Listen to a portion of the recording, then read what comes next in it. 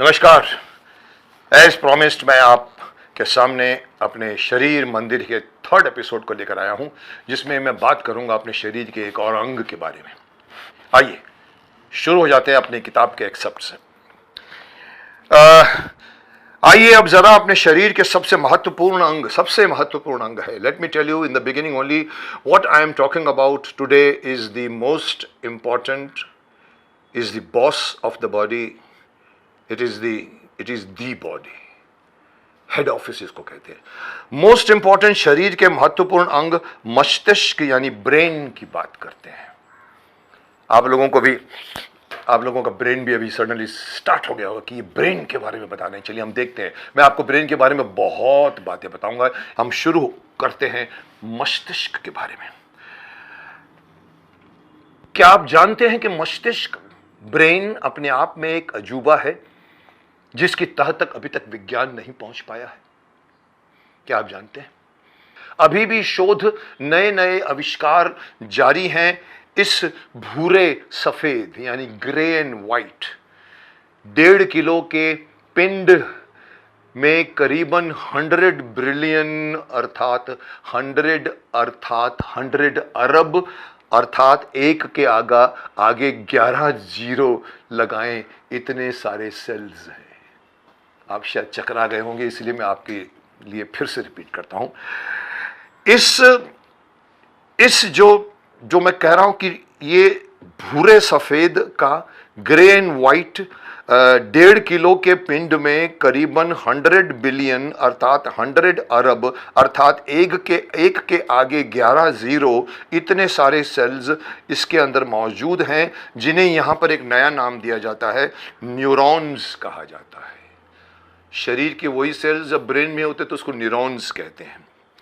यह शरीर का इतना महत्वपूर्ण अंग है कि यह कहने में हिचकिचाहट नहीं होनी चाहिए कि आदमी वही है जो उसका मस्तिष्क है यानी दिमाग है। इंग्लिश में कहो तो man is what his brain is. ये कहावत आपने सुनी होगी, man is what his brain is. मनुष्य वही है जो उसका दिमाग है। आगे आपको समझ में आएगी बात। क्या आप जानते हैं कि हम देखते आंखों से हैं, सुनते कानों से हैं, सूंघते नाक से हैं, स्वाद चखते हैं जबान से और स्पर्श का अनुभव करते हैं अपनी त्वचा से।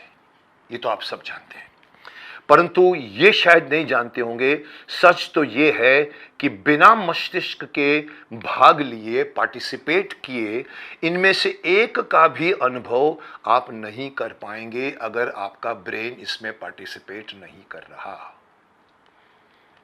Do you understand what I am trying to से?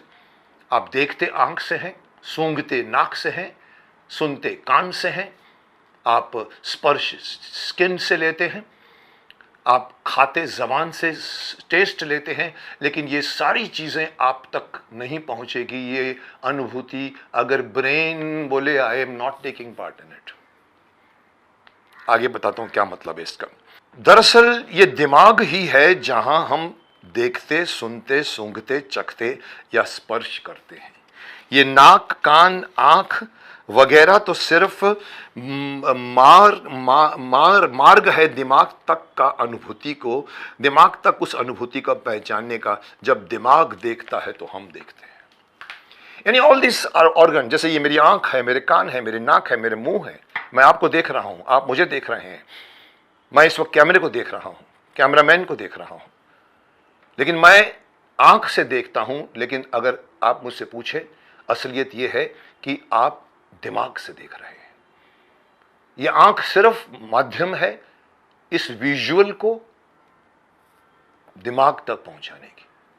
आगे बढ़ते हैं तो आप समझेंगे। क्या आप जानते हैं कि दिमाग हमारे शरीर का मुख्य कार्यालय है यानी हेड ऑफिस है। यहीं से हर कुछ होता है, हर कुछ किया जा सकता है। इसमें अपार शक्ति है, अनोखी कार्य क्षमता है कि आप दंग रह जाओगे। सिर्फ सोचने भर से ही हम अपने शरीर के किसी भी अंग का तापमान 1 डिग्री सेल्सियस बढ़ा सकते हैं। आप सिर्फ देखकर अपनी उंगली का टेम्परेचर 1 इंच, 1 सेंटीमीटर, 1 सेंटीग्रेड बढ़ा सकते हैं। आपने कहीं ना कहीं पढ़ा होगा इसको। सिर्फ सोचने भर से, सिर्फ देखने भर से मैं अपने शरीर के किसी भी अंग का टेम्परेचर जो है 1 डिग्री सेंटीग्रेड बढ़ा सकता हूं। सिर्फ सोचने भर से आप अपनी पाचन शक्ति सुधार सकते हैं, अपनी रक्त नलियों को खोल सकते हैं, अपनी दिल की धड़कन कम कर सकते हैं, अपना मोटापा कम कर सकते हैं। कई मर्ज सिर्फ ध्यान लगाकर सकारात्मक सोचकर ठीक किए जा सकते हैं। इतनी ताकत है मस्तिष्क में, लेकिन हम उसे यूज नहीं करते। लेकिन अफसोस की बात है कि ये बहुत विरले लोग हैं जो इस चमत्कारिक अंग की पूरी क्षमता का इस्तेमाल कर पाते हैं। मैं इसको समझाने के लिए मेरे दिमाग में अभी एक एग्जांपल आया जिसको मैं सोचता हूं यहां आपको बता दूं। मैंने पहले भी अपने वीडियो में बताया था। आप जानते हैं दयानंद सरस्वती जी को आपने सुना होगा, जो महान महान आत्मा थी। उनके बारे में मैंने एक घटना सुनी थी, एक बड़ी थी कि उन्होंने वो एक गंगा के तट पर बैठते थे, कभी कभी तो 18 घंटे बैठे रहते थे समाधि लेके या साधन लेके।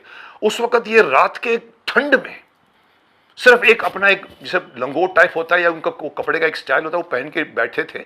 वहां से कुछ आई थिंक एक पादरी और एक आई थिंक एक इंडियन निकला वहां से, और उन्होंने सडनली देखा इनको बैठे हुए। तो उन्होंने कहा कि ये क्या है, क्यों ऐसा बैठा हुआ है। तो उन्होंने आके उससे पूछा कि भाई आपको ठंड नहीं लगती स्वामी जी। तो स्वामी जी ने कहा कि आप बता, आप ऐसे कपड़े के बगैर ऐसे बैठते आपको ठंड नहीं लगती। तो दयानंद जी ने कहा कि आप अपने पूरे शरीर को ढकते हो ना। बोला हाँ ढकता हूं। आप मुंह को क्यों नहीं ढकते। अब कुछ पॉइंट तो समझ में आया। बोला नहीं नहीं नहीं, आप लगता बहुत खाते पीते होंगे आप, वो जैसे कि उन लोगों के उस जमाने में ये सब चीजें थी, यही पाखंड था जिसकी वजह से दयानंद सरस्वती ने पाखंड को हटाने की। बोला आप बहुत ज्यादा खाते होंगे चीजें, इसीलिए आप ठंडे बर्दाश्त कर सकते। बोलता है आप, हम कैसे माने आपको, क्या क्या आप कर सकते हैं। तो स्वामी जी थे, उनको फिर भी लगा कि इन लोगों को थोड़ा ज्ञान देना होगा। वो खड़े खड़े वहीं बैठे बैठे रह गए और ऐसे बैठ गए साधना में। 2 मिनट के अंदर अंदर उनके शरीर से पसीना निकलने लगा।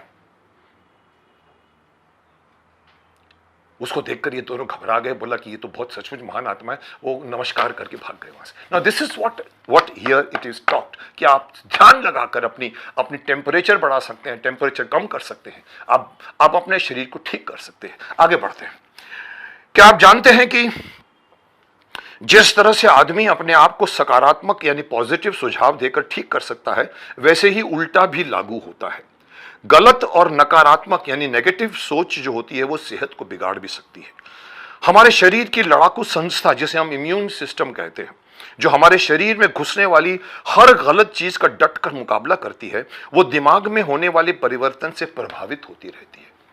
हमारे दिमाग में जो कुछ घट रहा होता है उससे हमारे इम्यून सिस्टम इफेक्ट होता है, वो प्रभावित होती रहती हैं। अगर हमारे साथ कोई दुखद घटना घटती है, जैसे कि किसी की मौत हो गई हमारे नजदीकी की, तो हमारे ये लड़ाकू सैनिक से बीमारी में लड़ने वाले सेल्स इनकी मात्रा में 3-4 दिनों में काफी गिरावट आ जाती है, और ऐसी अवस्था में हमारा शरीर बीमारियों का शिकार हो जाता है। मतलब दिमाग की सोचने की शक्ति सकारात्मक भी होती है, नकारात्मक भी होती है।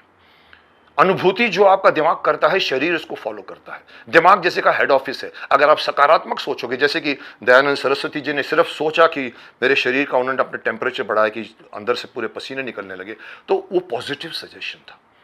नेगेटिव सजेशन, किसी के परिवारजन की मौत हो गई, दुख, मैं क्या करूंगा, डिप्रेशन, वो ये, तो आपकी इम्यून सिस्टम उसको देखकर थक करके गिर जाती है और आप बीमार भी हो सकते हैं। इसलिए आपने देखा होगा कई लोग जो ऐसे सदमों से बीमार हो जाते हैं, हम समझते हैं कि सदमा आया है बहुत, लेकिन अंदर की बात किसी को मालूम नहीं कि उसके दिमाग में नेगेटिव थॉट्स आने शुरू हो गए। इसीलिए कहते हैं कि नेगेटिव थॉट से बचो, हमेशा पॉजिटिव थॉट्स दो अपने आप को। आगे बढ़ते हैं। क्या आप जानते हैं कि मस्तिष्क में 100 अरब न्यूरॉन्स हैं और हर न्यूरॉन दूसरे न्यूरॉन को जानकारी भेजता है या उससे जानकारी लेता है। हर न्यूरॉन में दूसरे न्यूरॉन से संपर्क साधने के करीबन हजार बिंदु पॉइंट्स होते हैं। मतलब एवरी न्यूरॉन के अंदर 1000, जैसे हम कहते हैं ना, हमारा जो बल्ब, हमारे पास जो इलेक्ट्रिक का प्लग होता है जिसमें हम बोलते हैं कितने इसके अंदर पॉइंट्स हैं जिसके थ्रू हम एक साथ में 4 चीज चार्ज करते हैं। न्यूरॉन के अंदर 1000 पॉइंट्स होते हैं जिसके थ्रू वो तो किसी को जानकारी देता है या लेता है।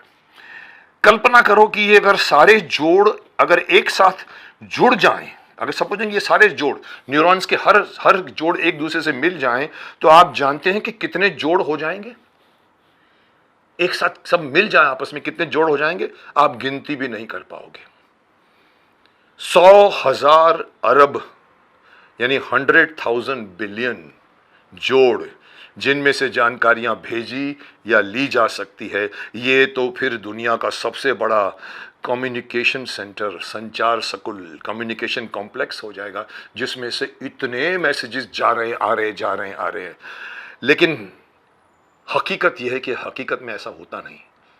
हमारा शरीर अपने इस सारी चीज़ों को यूज़ नहीं करता। हकीकत में ऐसा कभी नहीं होता, इतने जोड़ कभी नहीं बनते। पर मैं तुम्हें सिर्फ मस्तिष्क की क्षमता बता रहा हूं ताकि आप उसकी कदर करना शुरू कर दें। आगे बढ़ते हैं। क्या आप जानते हैं कि मस्तिष्क अपने आसपास के वातावरण से बहुत जल्दी प्रभावित हो जाता है? हमारा जो मस्तिष्क है, हमारे आसपास की सिचुएशन क्या है, घर में झगड़े हो रहे हैं फॉर एग्जाम्पल, या पता लगा कि आतंकवादी बाहर शोर मचा रहे हैं या बहुत शोर मच रहा है, तो आपका जो दिमाग जो होता है वो वातावरण से बहुत जल्दी प्रभावित हो जाता है। यही कारण है कि दुनिया में कोई दो दिमाग पूरी तरह से एक जैसे नहीं होता। अब ये भी देखिए, इवन जुड़वा लोगों के दिमाग भी एक जैसे नहीं होते। दुनिया में दो दिमाग एक तरह से एक जैसे नहीं होते। यहां तक कि जुड़वा बच्चों के दिमाग की बनावट में भी जन्म लेते लेते फर्क आ जाता है। जब पैदा होते हैं तो भले वो 1 सेकंड में पैदा हुआ होगा, दूसरे 1 सेकंड में पैदा हुआ, लेकिन उसका दिमाग थोड़ा अलग बन जाता है। मां के गर्भ में अगर जुड़वा बच्चे हुए और अगर उन्हें मिलने वाले पौष्टिक पदार्थों और स्फूर्ति में थोड़ा भी अंतर आया तो दोनों की दिमागी बनावट में परिवर्तन आ जाता है। यानी कि इवन जब वो अंदर होते हैं तो जो माँ खाती है वो सब उनको मिलता रहता है। तो इसलिए वो अगर उनको दोनों को थोड़ा सा भी डिफरेंट मिला तो उनका दिमाग थोड़ा सा डिफरेंट बन जाता है। आगे बढ़ते हैं। क्या आप जानते हैं कि मां के गर्भ में बच्चा, जिसे हम शुरुआत में फीटस कहते हैं, आपने सुना होगा फीटस, ये 2 दूनी 4 चौगुनी रफ्तार से बढ़ता जाता है। मैंने कहा ना, एक जायगोटे से शुरू होता है, धीरे धीरे बढ़ता जाता है। दरअसल ये वृद्धि उसके सेल्स की गिनती पर निर्भर करती है। जैसे 1 था, 2 हुआ, 4 हुआ, 16 हुआ और हुआ, तो उनकी साइज वो सेल्स के नंबर्स पे बढ़ती जाती है। बढ़ने वाला सेल्स अपने अंदर मौजूद जेनेटिक कोड में लिखी जानकारी के मुताबिक शरीर के भिन्न भिन्न अंग बनाते चले जाते हैं। मतलब सेल बढ़ भी रहे हैं, बट उनको मालूम है मेरे को जाके नाखून बनना है, मेरे को जाके पैर की उंगली बननी है, मेरे को जाके आंख की पुतली बननी है, मेरे को जाके बाल बनने हैं। तो उनके जेनेटिक कोड उनमें लिखे रहते हैं कि आपको क्या बनना है। तो वो बढ़ने वाले सेल्स अपने अंदर मौजूद जेनेटिक कोड से लिखी जानकारी के मुताबिक शरीर के भिन्न भिन्न अंग बनाते चले जाते हैं। इस तरह मां के पेट में ही बच्चे के अलग अलग बनते जाते हैं, अलग अलग अंग बनते जाते हैं। इसलिए आपने अगर कभी इसके बारे में जानकारी की होगी, डॉक्टर्स को भी दिखता है एक्सरे के थ्रू, या आपने जो उनके मशीनों के थ्रू, सोनोग्राफी में भी, आई डोंट नो, उसमें उन लोगों को शरीर के अंग बनते हुए दिखते हैं। देखो देखो देखो दिमाग बन गया, देखो सबसे पहले शायद दिमाग बनता है, हार्ट बना, अरे देखो देखो देखो उसका थोड़ा सा अभी नाक बन रहा है, उसकी आंखें कान बन रहे हैं। सो धीरे धीरे वो अंग जो बढ़ते चले जाते हैं। इस तरह माँ के पेट में ही बच्चे के अलग अलग अंग बनते जाते हैं। पर उस बढ़ते हुए बच्चे में सबसे तेज गति से बढ़ने वाला अंग क्या है? ब्रेन, सबसे फास्टेस्ट ग्रोइंग ऑर्गन। और आप ये जानकर दंग रह जाएंगे कि इसके बढ़ने की रफ्तार क्या। अगर मैं आपको इसके ग्रोथ की रफ्तार बताऊंगा तो आप और भी दंग हो जाओगे। मैं बताता हूं, चलिए। मस्तिष्क में हर मिनट में करीबन 2.5 लाख सेल्स बढ़ते रहते हैं। हर मिनट में 2.5 लाख सेल्स बन जाते हैं ठटक करके।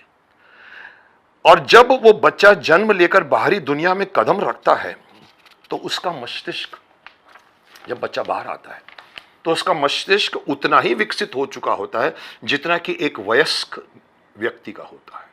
ये नहीं कि छोटा बच्चा तो उसका ब्रेन हमारे से छोटा, नहीं, वो उतना ही समझदार भी है, उस कह सकते हो। सिर्फ उसको अभी तक अनुभव नहीं मिला है, नॉलेज नहीं मिली है, बट उसका अंग, the mechanical part, the growth is same as me, as you, anybody, वयस्क व्यक्ति।